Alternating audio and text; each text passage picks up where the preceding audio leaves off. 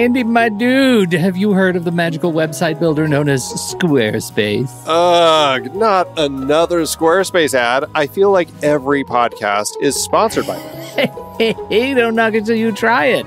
Yes, okay, it is overhyped, but actually it lives up to the hype. Squarespace is like a website fairy godmother. With a click of a button, your site transforms into a beautiful masterpiece. A website fairy godmother? That sounds interesting. What makes it so magical? Well, for starters, those slick templates make anyone look like a professional web designer. Pick one, customize the colors and fonts to match your brand, and voila. Plus, the drag-and-drop Fluid engine is so easy, your grandma could build a site on Squarespace. Well, she did knit me a lovely scarf last Christmas. Maybe website design is next. Exactly. And when you're ready to sell your Nana's handmade scarves online, Squarespace has built-in e-commerce. Add a store with one click. Get flexible payment options. Then watch those sales roll in.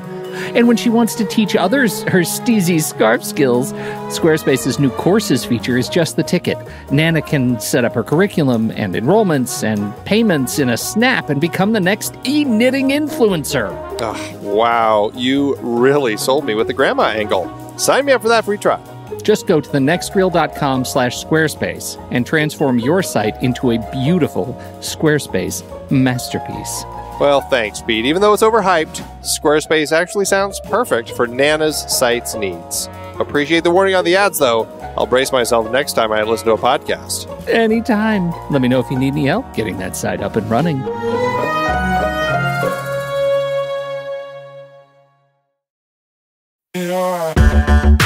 Andy, can you believe we've almost hit 700 episodes of The Next Reel?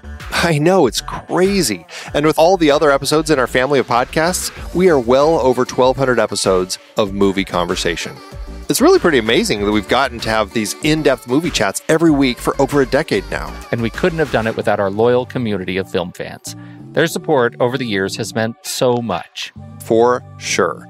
That reminds me, we should give the merch store a shout out. Buying shirts from thenextreel.com/merch is a great way listeners can continue to support the show. Plus, they get to sport our great designs. Absolutely. I think sometimes folks forget we have a variety of shirts, mugs, phone cases, and more available. In fact, a great place to start is with a shirt sporting the Next Reel's logo. We also have that classic Fast Times Spicoli Surf School tee, or the weirdly popular Rusty's European Tour shirt. The one from National Lampoon's European Vacation. Why is that so popular?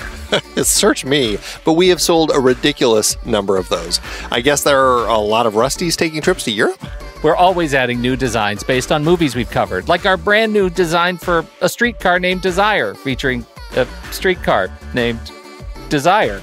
So if you want to rep your love of TNR and films, head to thenextreel.com/merch. Every purchase helps us continue to have these weekly in-depth conversations. So visit thenextreel.com/merch today. And as always, thanks for listening and being a part of the Next Reel community.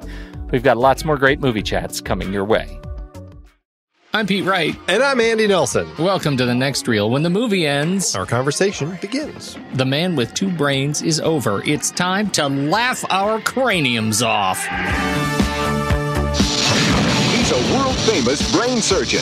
The only time we doctors should accept death is when it's caused by our own incompetence. Inlaid scalpel, Metzenbaum scissors. Who wants only one thing in a woman. That cat out of here. The perfect mind in the perfect body. Steve Martin's out of control in The Man with Two Brains. She's not right. She's dead. Dead? I better get her to a cemetery right away. The Man with Two Brains, Steve Martin, Man with Two Brains. You've seen this movie. I've seen it, yes. We're talking about it tonight, so I hope I've seen it by now. The series that we're doing on Steve Martin, I am surprised that there's this long-running theme through all the movies that we've talked about of Steve Martin desperately wanting to have sex. I did not remember that was like a BC story of all of Steve Martin's early movies. Yeah, who would have thought? Yet here it is again. Who would have thought? Right. And then he has sex, apparently, and he does Father of the Bride, where he's had sex. It's like the results. Father of the Bride is the pinnacle of his career because its children. It was the big shift. Parenthood, Father of the Bride, right. Right, Parenthood, Father of the Bride. So it is. It's a major shift that he takes. Right. Yeah. What'd you think of Two Brains? How'd you do with it? Well, okay, so this is one that I thought I had seen. So when I was talking about the ones that I had seen and ones I hadn't, this was on my list of ones that I had seen. Now that I've seen it, I realized that it was one of those movies that I think was on HBO a lot when I was a kid, that I likely saw pieces of, because there were some moments that I was like, okay, I definitely remember seeing this here, and like at certain sequences, but I realized I'd never seen the whole movie. And so it was a real experience for me watching it going, wow, this is all new. Like, the only stuff that I really remember is some of the stuff toward the end when he's kind of battling Kathleen Turner. And so I ended up having a really good time with this movie. I wasn't sure if I was going to like it. At the beginning, there was some rough moments. Some of the editing was kind of a little choppy. I wasn't sure if the comedy was going to strike me. But as it continued, I found that the comedy was actually working on a pretty good level throughout and consistent as far as jokes that were working and making me laugh. And Steve Martin was great. Kathleen Turner was great. Our surprise voice that we have as Melmahay was great. And all in all, like, I had a lot of fun with this movie. I liked the wackiness, the zaniness, the comedy of it. And it also ended up kind of having some nice heart and a nice little message at the end. So I really ended up liking this one quite a lot. Weirdly, I'm with you. I'm not sure what I expected. Weird. It was, I think that the last few movies that we've done are so, they're, I would say, much more kind of cerebral comedies. They're thinkers, and this, The Man with Two Brains, is not. It maintains, I think, a little bit of the sophistication hidden around the corner, the odd corner in the movie, but generally it's what I expected of more of the original movies. My memory was essentially The Man with Two Brains tone supplanted on top of those other movies.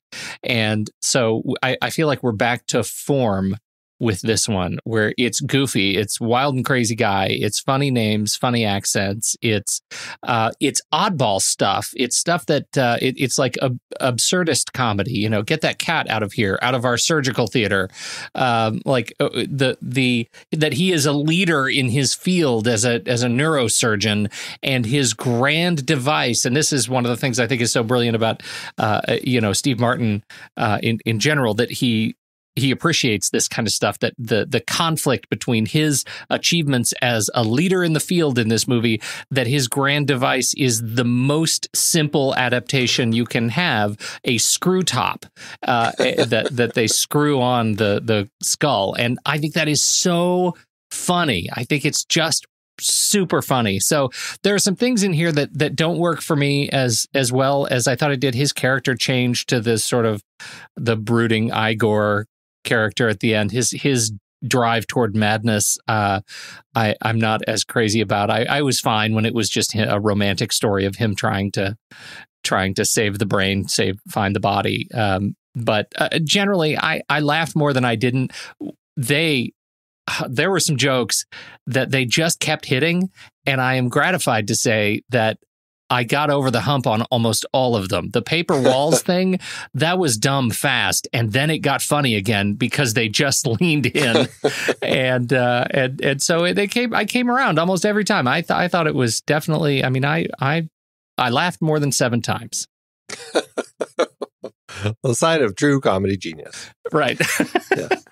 Yeah, I think that's what made me so happy with this film, is that it kept this wacky level of comedy up at a pretty high level and a constant level, but there were just so many hits, and I was a little worried when it started, because I'm like, and the beginning is just rough. I mean, Steve Martin is pretty funny. You kind of get into his character pretty effectively through a brain surgery that you see at the beginning, and then talking to this reporter.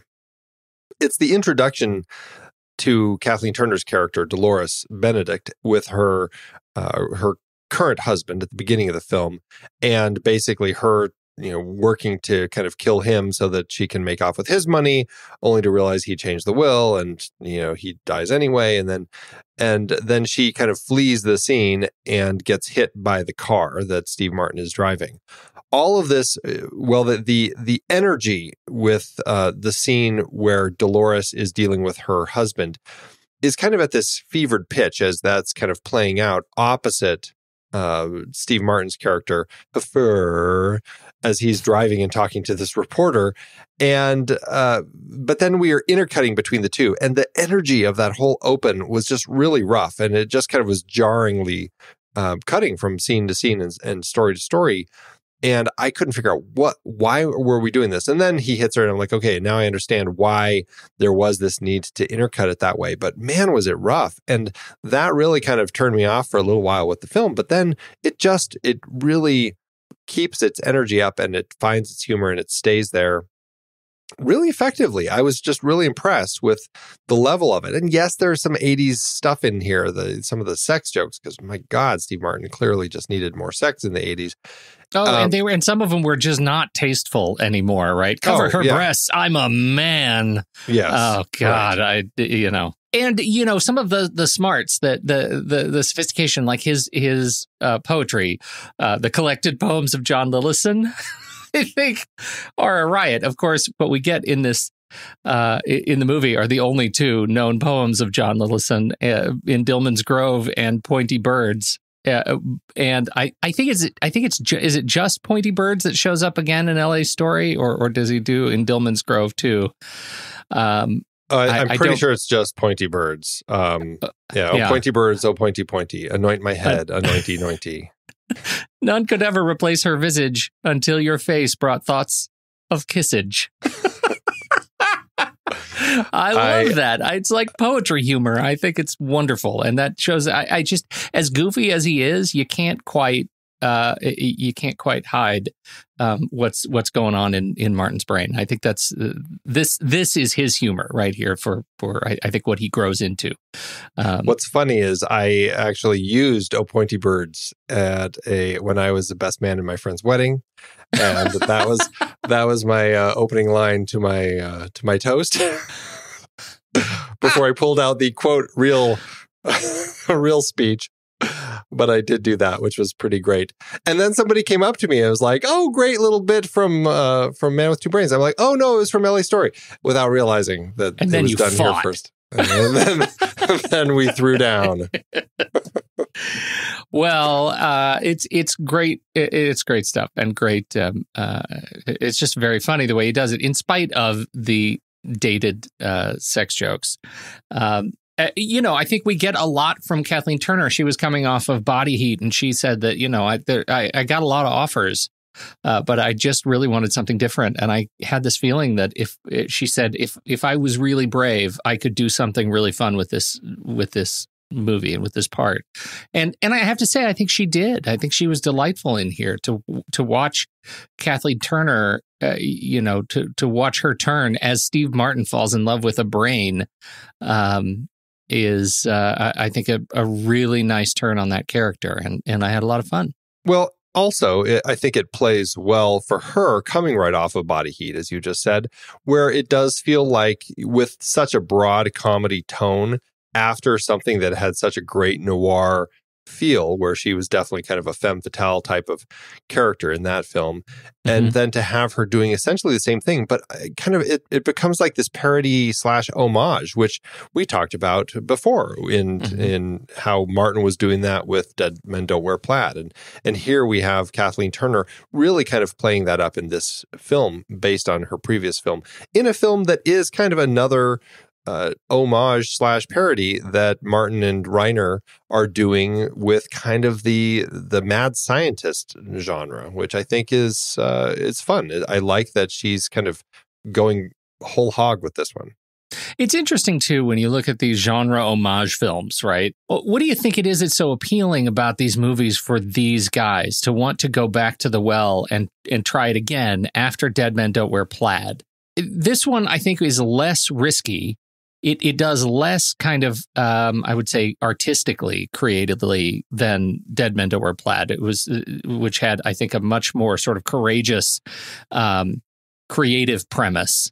The act of building a story around editing in all these other films and putting these characters together, I think it was more bold than this sort of broad kind of slapsticky sort of comedy. But it is kind of going back to the well. What do you think was so appealing for them?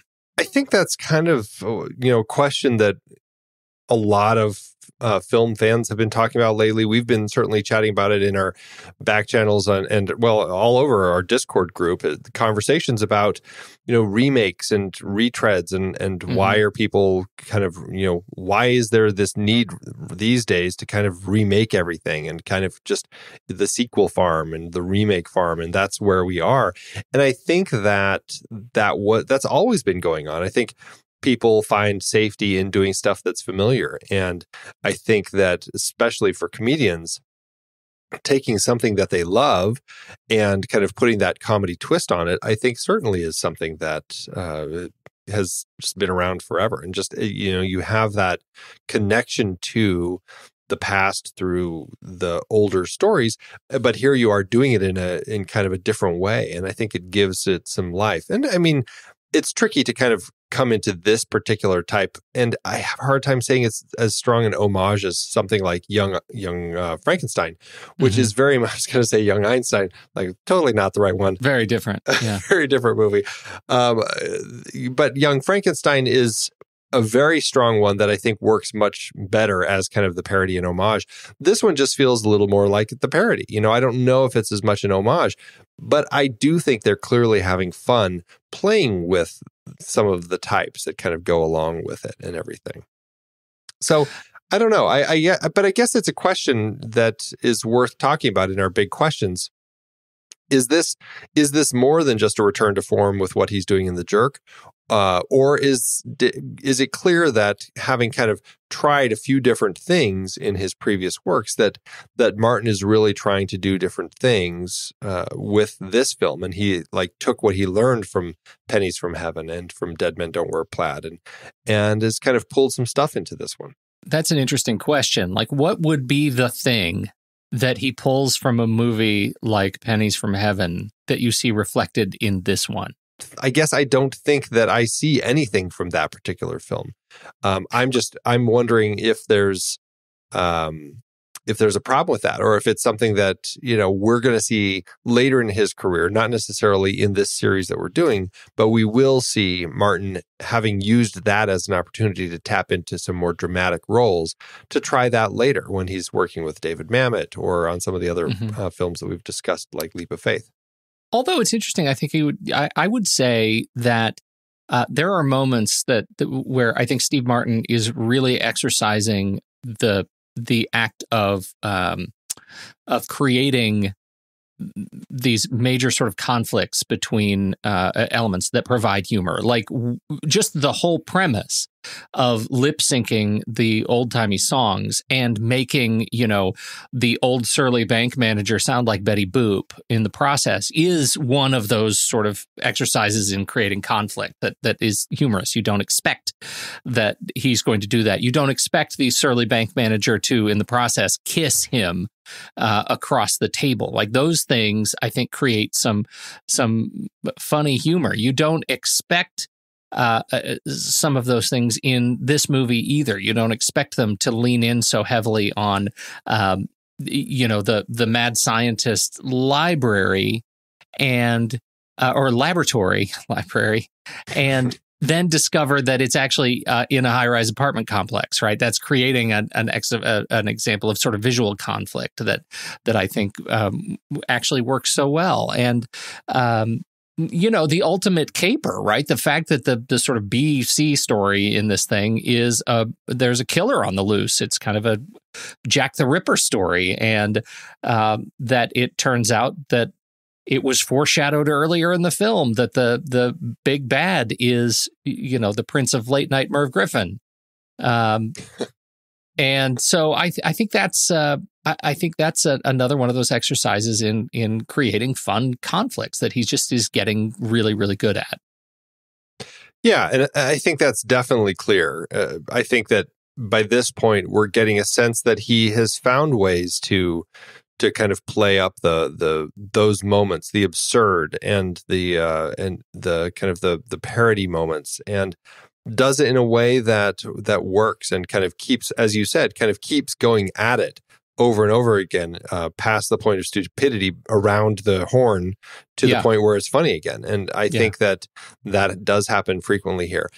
Are there still issues? Yeah. I mean, there's still some stuff that's like, it doesn't work as much now. Like when he's, like you said, when he's kind of going crazy at the end and turning into Igor, and he's like, the machine is like turned into a giant pinball machine and he's bouncing around the inside. I mean, there's some stuff that's like, what happens there? What happens to the like, it's got the movie goes up to a certain point and then it just turns into a different movie. And it's not alone. It's one of these movies that just feels like they're just throwing in the towel.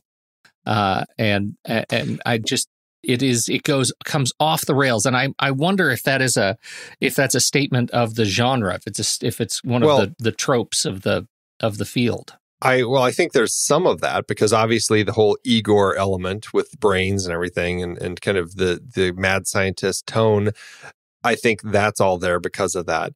I think that they're fitting it into the times with the rise of video games at the time, and the fact that Dr.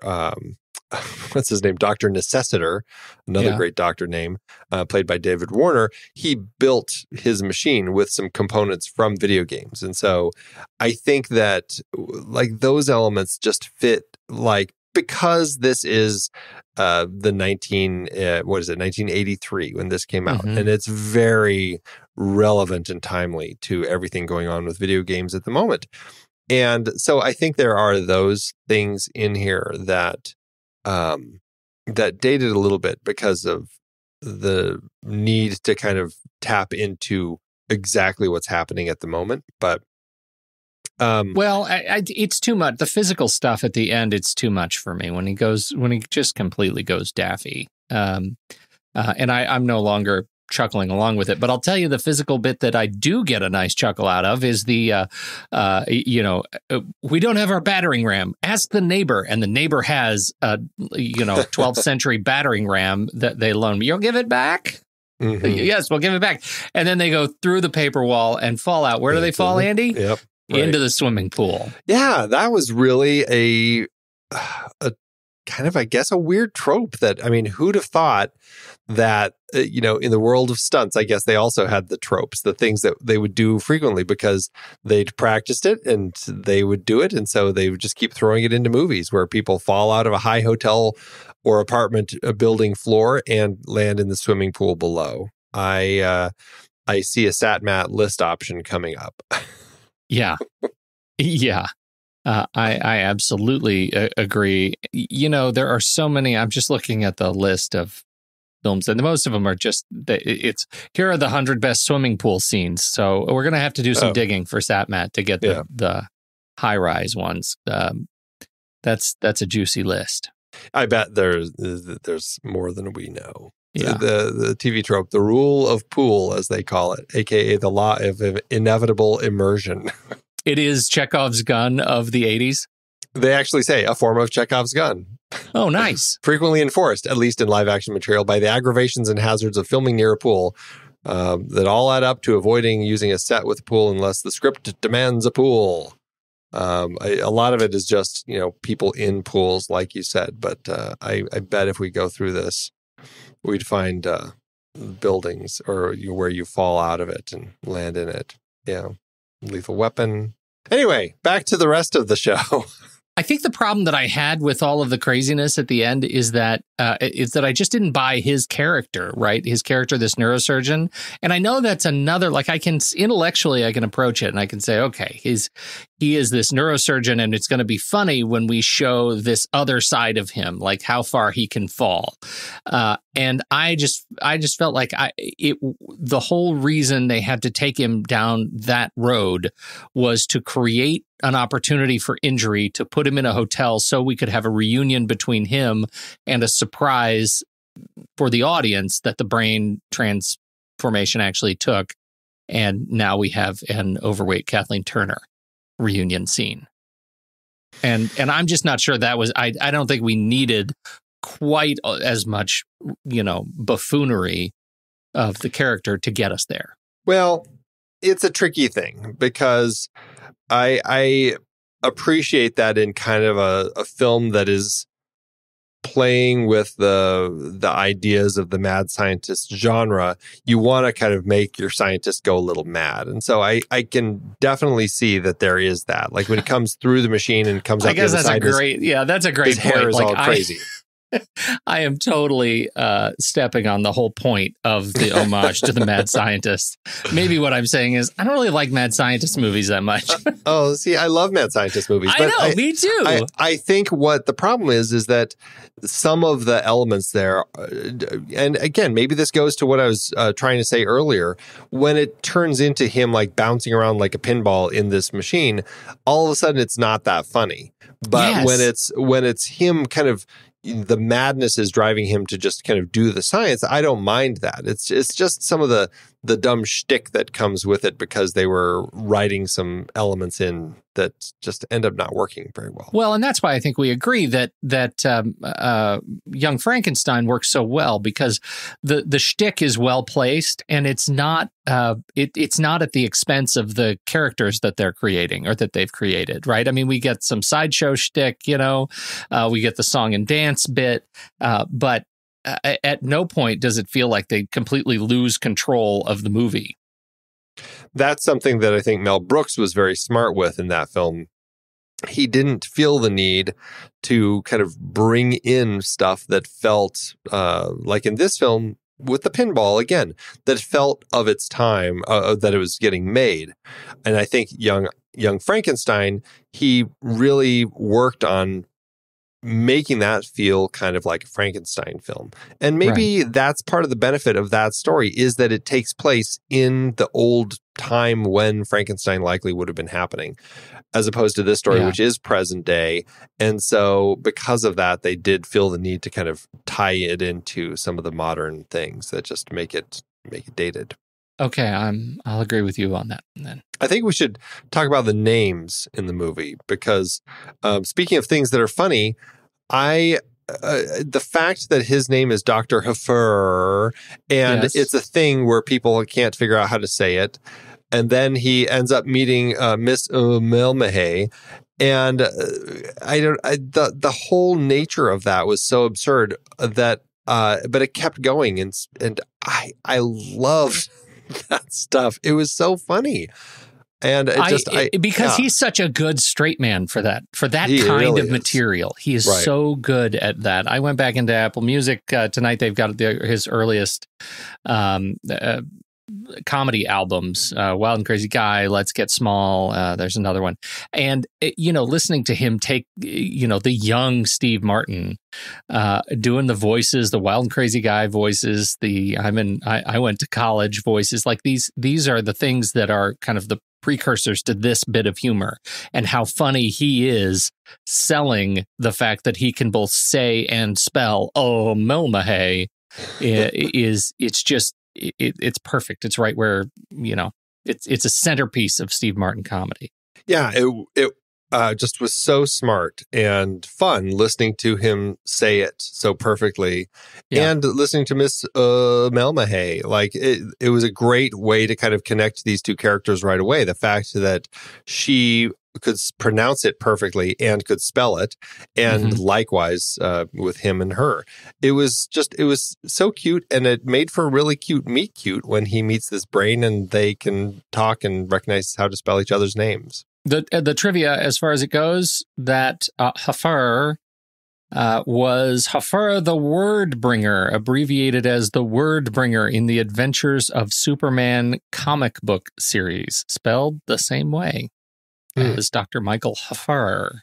And it was also used rightly as Steve Martin's call to what was he doing? Is looking for the invisible swordsman, the singing bush. Yeah, the invisible bush. They're summoning the invisible swordsman. Yeah. Right. Yeah, and he says Hafar. He's whatever. Farley, Hafar. Yeah, in The Three Amigos. Brilliant. It is great. I want to see if he's dropped any other little things like that. I'm sure. Yeah, I'm sure. What about Lone Ranger and Tonto? Did I miss something there? I don't know why they kept appearing, but just like the cat kept appearing every time that we went into the surgery theater, and he's like, get that cat out of here. There was also like a Lone Ranger and Tonto watching, and I was like, what's up with them? And I was like, is it Lone Ranger and Tonto, or is it like the oh gosh, I'm blanking on their names. The Village People. Or but then I was like, I don't see anyone else from kind of the Village People lineup there. It always seemed to be kind of a cowboy and an Indian, as you would say back in the day. It was like such an odd thing to throw in there. But I was like, okay, is it just something that they thought was funny at the time, that let's just throw in the Lone Ranger and Tonto also in the surgery theater watching us? Wow. I don't know. Very weird. I feel terrible. I didn't notice at all. It's the sort of thing that you'd probably notice when you did this, broke this film down minute by minute. Is that what we're going to do? That's next. New side project. My very I just, the bit that I listened to again and again when I first saw this movie was the little girl right in the beginning, 4-year-old girl, and she's in this scene, and Steve Martin hits Kathleen Turner with his car and gets out of the car and sees this little girl and says, "Hey, little girl, I need you to do me a favor," and then proceeds to give her the most extraordinary set of instructions and phone numbers and people and medical diagnoses and things to do at the hospital, get the different ORs and such and so. And the little girl, the gag is the little girl then repeats it, and she repeats it word for word. And so Carl Reiner says in a story, he says, I thought we're going to get ready for the whole day because the little girl can't read. Like, she's not memorizing a script. She's 4 years old. And we can't do cue cards. Like, we've got nothing but her memory. And so I was ready. I was ready to book the day. It's just, we're just going to do it. And she did it in one take.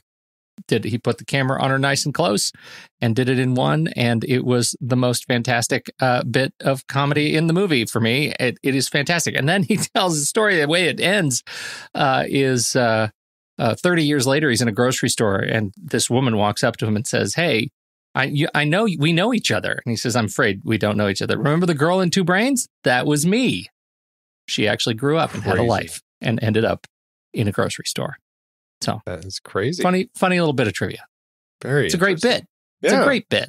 And it's a really funny moment, the way that it plays out. It's one of those things where you're like, this isn't going to go well. And then, of course, he recites the whole thing back, which was fantastic. Yeah, let's talk a little bit about Kathleen Turner's character here. Okay. What's going on with this character?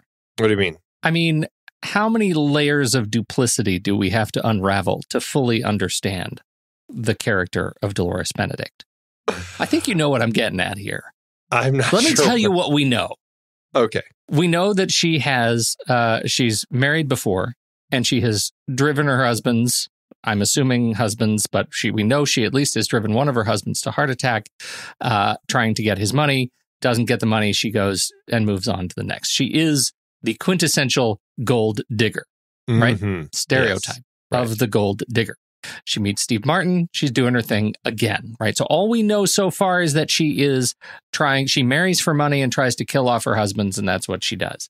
But she's in a fight with Steve Martin, with Martin's character, obviously, Dr. Michael Hafar. And at one point she says, "Ow, my balls." Right. What is she referring to there? I just took it as one of those funny things where anyone who gets kicked in that place was going to react that way. And I don't know if they were trying to say that, she's actually a man or she's going through sex change operation. I didn't read it that way. I don't know if I'm supposed to. I just thought it was something that was like, I was trying to think, is that something else from the 80s? Not read it? Oh, right. The 80s. You're right, Andy. That's what I always said that in the 80s. Ow, my balls.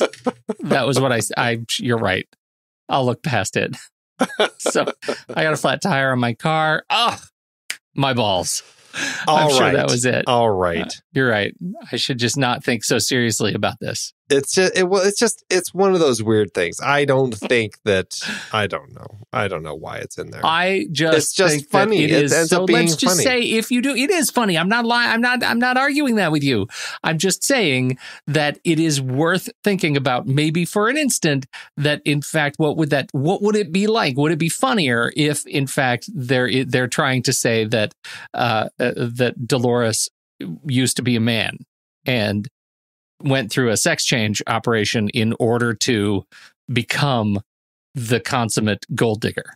That's a lot of work. And if they're going down that road, they obviously didn't put enough in the movie to really get us there. So that's why there's a scene maybe that was cut.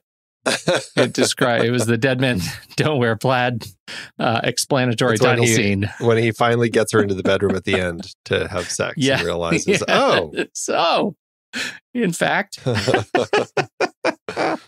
it's very different. It's pretty different. But in general, we like Kathleen Turner. I think she did great. She's great. I went down a Roger rabbit hole, Andy. I sure did. So she goes into this, the Kathleen Turner in this movie goes into the gun store. She's buying a gun and she says, "Give me a pack of dum-dums." And that is, they also have dum-dum bullets in Roger Rabbit. And I'm thinking, isn't that funny? There's a cute tie-in to bullets between Roger Rabbit and this movie. Isn't that cute? And it turns out I am so wrong because dum-dum bullets have been around since the 1890s. Had you ever heard of dum-dum bullets, Andy? I feel like I have. Why would you possibly have heard of dum-dum bullets? I don't know. I just feel like it's one of those things. You pick these things up. Well, now you're picking it up again. You take a bullet and it's a copper jacketed bullet and you have the lead exposed and you cut a crosshatch in it. That's how you do it. And then you put it in the gun and when you shoot it, it goes into the target and then it goes and it explodes. It's kind of that's the poor man's substitute to bullets that are actually designed to do that. And there are bullets that are designed to do that have been outlawed by the Geneva Accords because they are inhumane and create way too much damage when they go into bodies. So they're very, very bad. As if getting a shot by a bullet isn't bad enough. That's right. They're literally adding injury to injury and making it much, much worse. And so that is a dum-dum bullet. And that's a thing that I'm going to pretend you didn't know before now. I think it's funny that they went so far as to say, this is a line too far. Yeah. It's like, not the bullet in the first place. That's right. Okay. We can live with that. Well, and even in the movie, the guy selling the bullet says, "Those are illegal." And her response, "So is killing your husband." Right? Like they've just given up. They've just given up. So that was my bit of learning tonight. You're welcome. Dum-dum bullets. Thank you. Mm-hmm. The more you know. I learned that that Scum Queen, which is what our wonderful doctor calls Dolores when he throws her out of his house and kind of throws her into the mud. He calls her a Scum Queen and tosses her, which I thought was, it was fun. And there's something about Scum Queen that I thought was, I don't know, clever. And it was a thing. And I didn't realize that this movie kind of turned the phrase Scum Queen into something that people would say. And actually, poor Kathleen Turner, she was referred to as the Scum Queen in articles for a while after this movie. I think in love, but still she became kind of the Scum Queen. The Scum Queen. That's the saddest. Isn't that sad? Oh. I also learned, this is a strange little bit, and maybe this will transition us to Carl Reiner, that Steve Martin's first choice to direct this apparently was actually David Cronenberg. Speaking of a previous film series that we did. What? Yeah, he saw Scanners apparently and thought that David Cronenberg would be great to direct this because he could put a fun, weird twist on this. But Cronenberg was busy on Videodrome and wasn't interested in doing a comedy, so he turned it down. Quelle surprise. David Cronenberg was not interested in doing a comedy. I can't even imagine what these brains would have looked like if they would be crawling across the countertop. Exactly. What I would give for a Cronenberg Two Brains plushie doll. Like a brain with a skin-covered fist coming out of it. And definitely it's got tumor babies. Somebody needs to get on that. We can sell it on our on our shopping page. Intern. Oh my gosh! Wow. I'm gonna lock that up. But Carl Reiner, let's talk about Carl Reiner for a minute because this is now their third collaboration after The Jerk and Dead Men Don't Wear Plaid. I know we've had some complaints about Carl Reiner in the past, both of the past films, because there are elements that feel very much like the kind of the older world comedy where he came from. Do you run into that with this one, or do you feel like he kind of is, as a director, kind of moving past that stuff as well? I think overall, I think what this movie demonstrates for me is that they are much better. They continue to improve at working together, and their comedy stylings, I think, are mesh pretty well in this movie. That it is overall pretty consistent. It doesn't it keeps me laughing page after page. It doesn't. For the most part, it's not overdone, and so it just feels like a good pairing. Tough news about George Geipp, though. Yeah, George Geipp co-wrote the script with Carl Reiner and Steve Martin, and their second collaboration together after Dead Men Don't Wear Plaid. George Geipp he wrote for magazines. He was an author.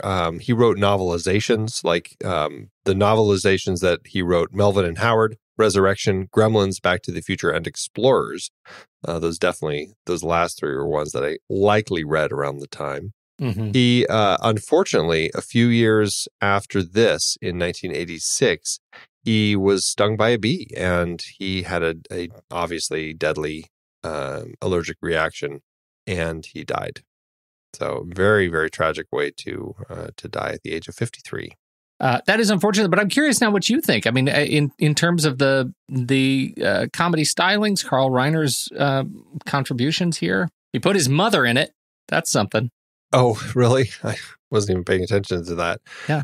Knowing where Steve Martin would go with films later that weren't necessarily Carl Reiner projects, but stuff like Three Amigos, that is one that I definitely also love. I do kind of feel a little bit that some of the kind of the absurd stuff that we have at the ending does likely come a little bit from Steve Martin. I think that he is one of those people who I think has his comedy writing highs and lows. And for every dumb bit that we end up getting, I think there's also a really smart bit that comes out of him. And so I have a hard time pinning the kind of the silliness at the end to strictly Carl Reiner. Well, maybe it's just that, what I feel like they get better over the years at metering the daffy stuff in favor of a little bit more heart. I think that's definitely true. I mean, this is their third time working together. I think that they are at a place in their working relationship where they're able to figure out a little bit more about what's working and what's not, Yeah. So I really like it. I think, Carl Reiner, obviously, I really like Carl Reiner's work. He's not in it. We don't get any cross-eyed goofiness, but we do, as I said, we do get his mom in it. She's the tourist in the elevator, and she says, "What are you doing here?" and then passes out. So passes out. Well, she's murdered. She's dugged. She's dugged. I don't know where that. She's drugged and killed in the elevator. There are some fun, just the hot list of fun performers who are in here again. James Cromwell is in here briefly, which is fun as the realtor. I like him a lot. That's great. We get some, George Firth and Peter Hobbs and Earl Bowen as Felix Conrad, Dr. Conrad, who is wonderful and brief. And, it just makes me think of Terminator. What a horrible, horrible person he is there. I think that we can't really kind of continue without just revealing the big surprise that Sissy Spacek, of all people, is loaning her voice as Anne Melmahay. And, I totally recognized her, but I couldn't place who it was. I'm like, I know that voice. Who is it? Turns out it's Sissy Spacek, and I should have been able to tell. So she does a great job as Melmahay, and I just, I don't know. I just love it. It just is such a sweet little voice that she provides for the character. Worked really nicely. The challenges I had, I'm with the production, I'm with you. I think, Michael Chapman does the camera, which is largely fine, I think. The challenge I have is in editing, because you mentioned the beginning, which is a mess. And there are some places when he goes off to search for the body that are equally messy. Like, it just is very sloppily cut together through major sections in the movie, and it's jarring, and you lose sense of time and place, and it breaks some fundamentals of cutting film together that I think were super distracting. Yeah, that was a little frustrating.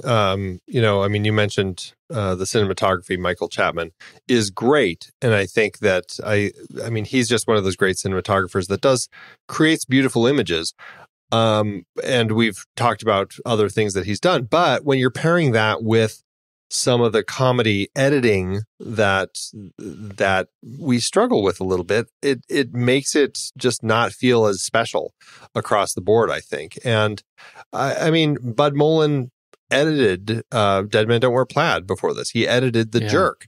He has been around doing a lot of comedy. You look at kind of his list of comedy that he had done, there's a lot. He goes on to do the next film we'll be talking, or not, the next Carl Reiner collaboration, All of Me, Man with One Red Shoe, one of my guilty pleasures, Police Academy 3, Summer Rental, Summer School.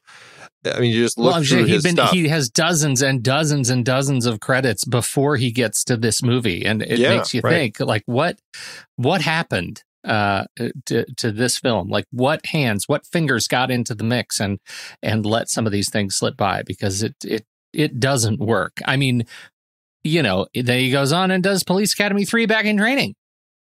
It makes me wonder if it was just like, if the script was a little sloppier and it was harder to kind of pin down how to cut it together, or if they were just rushing through production and they didn't just have the material that they thought they were going to have. It makes me wonder where the issues arose. Obviously, Bud Mullen had done plenty of comedy stuff that some of it worked a lot better. And so why, in this particular case, do we find ourselves struggling so much with it? I just don't know. I don't know either. What do you think of the music, Joel Goldsmith, and it's Goldsmith, Andy.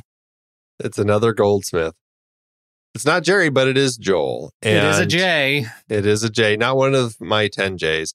But, I do like Joel Goldsmith still. It's a tricky name, Joel Goldsmith. Yes. He is the one of the kids from the Jerry. oldest. Yeah, the oldest and son. He has. We've talked about him before because Star Trek. Star Trek. That's right. Yeah. I find myself liking some of his stuff. In this particular case, I think that he's doing a good job of creating kind of just that comedy music. Yes, it does feel a little dated. It's pretty 80s, but largely I'm like, you know what? It works in context of the movie, and it's fun and it's zippy, and I end up having a good time with it. Nothing extraordinary, but he is a Goldsmith, so he gets a name drop. Can we just back up to the cast real quick? Sure. Did we mention Merv Griffin as the elevator killer? And what a fine bit of comedy that is. And I have to say, my favorite bit of that whole thing is the fact that the film ends with with text on the screen saying Merv Griffin is still large. If you spot him, please report him, because he didn't turn himself in like to your theater operator, like to the theater manager. Don't call the authorities. I He's know still I'm a large. just sidetracking things, but I loved that bit. What a funny little way to end the movie. That was a good chuckle. Yes. How to do at the box office, Andy? Well, Reiner and Martin's third outing cost $10.1 million, or just under $26 million in today's dollars. The movie opened June 3rd, 1983, opposite Psycho 2 and the movie that I was actually watching, War Games. With Return of the Jedi still in theaters and the stiff competition of the new releases, this movie could not top the number 4 spot for its opening weekend. Still, it did manage to make a profit, earning $10.4 million at the box office, or $26.6 million in today's dollars. That barely gives it a profit, landing an adjusted profit per finished minute of $7,237. Wow, $7,237. It's not scraping a lot. By in the profit realm, which is really surprising. That this one, maybe, I don't know. I wonder if it speaks to the fact that audiences just weren't sure what to expect from Steve Martin anymore because his last 2 movies were so different. Very interesting. I think this movie, it puts a nice little a cherry on top of some of the goofy comedies and the more experimental comedies that Steve Martin did early on. And this movie, I think, marks a sort of pivot in our journey with Steve Martin. And I think things are going to change with a little bit more consistency going forward. My memory has served me not at all so far, though. So your mileage may vary. Right. Well, I had not seen the next film, and I have seen the last film. So I'm curious to see how things shake out as we go forward to see, what I end up thinking of kind of Steve Martin's early career. I will say, but this one I really loved. Like this one, I had such a fun time with. So it really took me by surprise. I'm glad I finally got around to actually watching this one. Excellent. I am glad that you had that experience with it, which will make it that much more interesting, Andy, when we rank it. Ooh, let's do it. Head over to flickchart.com/thenextreel and you'll see all the movies that we've talked about on this very show. If you wave your magic wand, you might just be able to sign up for an account. And then you could click on the word Flickchart in our show notes, which would take you to this movie in your Flickchart account where you could add it to your list and see how it stacks up against ours. All right, first up, The Man with Two Brains or A Star is Born, the 1937 original. Man with Two Brains. Yes. Look at that. The Man with Two Brains or The Adventures of Baron Munchausen. Man with Two Brains. Wow. The Man with Two Brains. This voice? I know. Or Rocky. Oh, Rocky. Sorry. Yeah, Rocky. The Man with Two Brains or The Black Stallion. Oh, I got to go with The Black Stallion. Black Stallion. We talked about that movie? It's part of our Melissa Matheson series. All right, that was a great series. I should go listen to that. The Man with Two Brains or Creed 2. Creed 2. Oh, wow, I got a Creed 2. Yep. The Man with Two Brains. I had that same battle in my own flick chart. The Man with Two Brains or Live Free or Die Hard. I got to go Live Free. Yeah, it's Live Free for me. The Man with Two Brains or Seven Samurai. For crying out loud. Oh, wow. Really? That's just such a funny. I love it when Flickchart throws things like this together.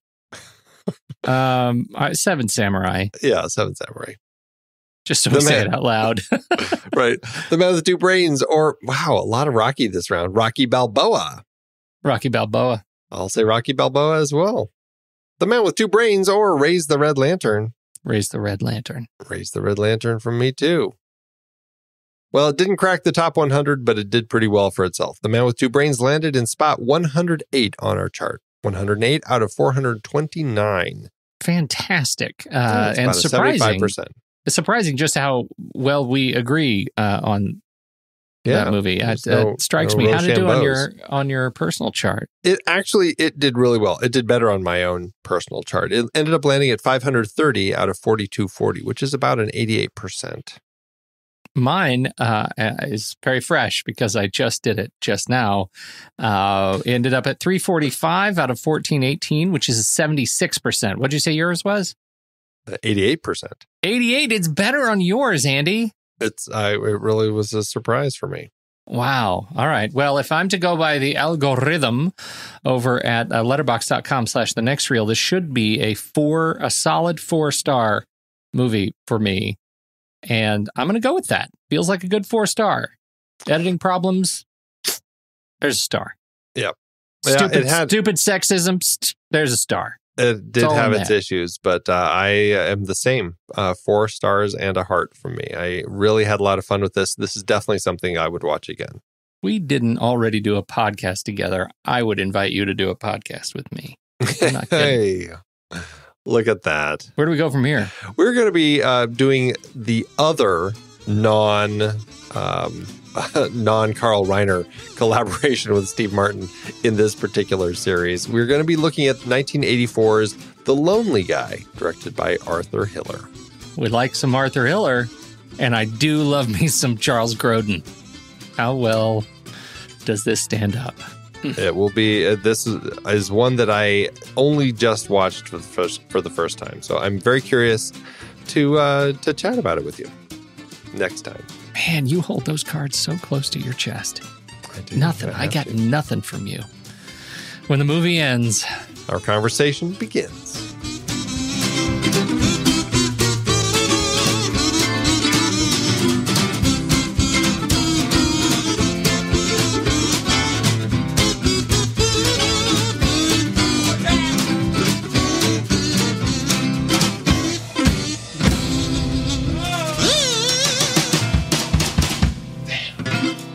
Amazon giveth, Andy. As Amazon always doeth. It is prone to givingeth. And I went south. You went south as well. Mm-hmm. Not as south as you went. I went deep south. Master Luke says, he came in 2014. And he says... I thought he died a long time ago in a galaxy far, far away. Right? He says... I'm really confused. Silly. It is very silly, with humor of a child, but not content suitable for children. Raunchy, but not particularly funny, he says. Master what Luke, kind of accent was that for Master Luke? I don't know, but it's not. It is. How else do you do? It is very silly with humor of a child. Like, of course, that is like I guess verging just as you on did a it. young Werner Herzog. It is very silly. You are a coward. Well, I've got a 2-star by Jimmy Verona, who really is upset by the title. Who's Jimmy Verona? What are you going to give me with Jimmy Verona? That title. Name is screaming for a character bit. Come on. Well, I don't want to go the obvious route. That's all we do is the obvious route, Andy. That's our stock and trade. Right? This movie just isn't all that funny. I was really disappointed, being a big Steve Martin fan, but this came across as a bad version of all of me. A hilarious movie. There are a few good gags in the movie, but everything else just seems so contrived and not all that funny. It's a good concept and a bad movie. Rent it if you must, but it's not that great. And the cover of the movie makes you think Steve Martin has 2 brains. He doesn't. Not worth it. Okay, from now on, you are Jimmy Verona every time, and I am German brutalist Werner Herzog at age 18. That's going to be it every time from now on. Every time. All right. Thanks, Amazon. It's hard to believe we have been having in-depth weekly conversations about movies since 2011. Oh, you're telling me. Producing this show week after week is so much fun, but it does require a ton of work behind the scenes. If you'd like to help support our efforts, one easy way is by using our Originals page when shopping for books and movies that we've covered. Your purchases made through our links give us a small commission at no extra cost to you and allow us to keep having these great discussions. We are highlighting adaptations from Season 9 over at our Originals page, thenextreel.com/originals. That's the site where listeners can purchase the source material for all of our adapted film discussions. We had a big Robin Hood series this season, looking at 9 different versions on screen. Many were likely adapted from Howard Pyle's The Merry Adventures of Robin Hood, including Douglas Fairbanks in Robin Hood, The Adventures of Robin Hood, Disney's Robin Hood Prince of Thieves, and the 1991 Robin Hood, and Ridley Scott's Robin Hood. Robin and Marian was specifically based on the ballad The Jest of Robin Hood. And we really don't have too much to say about Robin and the Seven Hoods. We talked Dead Ringers for our David Cronenberg series adapted from Barry Wood and Jack Geislin's novel Twins. Have you checked out that show? I haven't, but I've heard great things. 2 comedies from our Steve Martin series were adaptations, Pennies from Heaven from the BBC series, and The Lonely Guy from the book by Bruce J. Friedman. The Best Little Whorehouse in Texas was part of our Colin Higgins series, adapted from the Broadway musical. Spike Lee brought us Black Klansman from Ron Stallworth's memoir. And we looked at a trio of John le Carré adaptations, The Spy Who Came In From the Cold, The Little Drummer Girl, and Tinker Tailor Soldier Spy. Plus, all 3 movies in our Agnieszka Holland series were based on books, Europa, In Darkness, and Spore. La Cage aux Folles and its remake The Birdcage both came from Jean Poiret's original play. We also talked about Arsenic and Old Lace and Charade in our Cary Grant series. All of these were based on other material, and it is all available on our Originals page, thenextreel.com/originals. Every book purchased supports the podcast. Get the full list of adaptations we've covered and start your next read today at thenextreel.com/originals.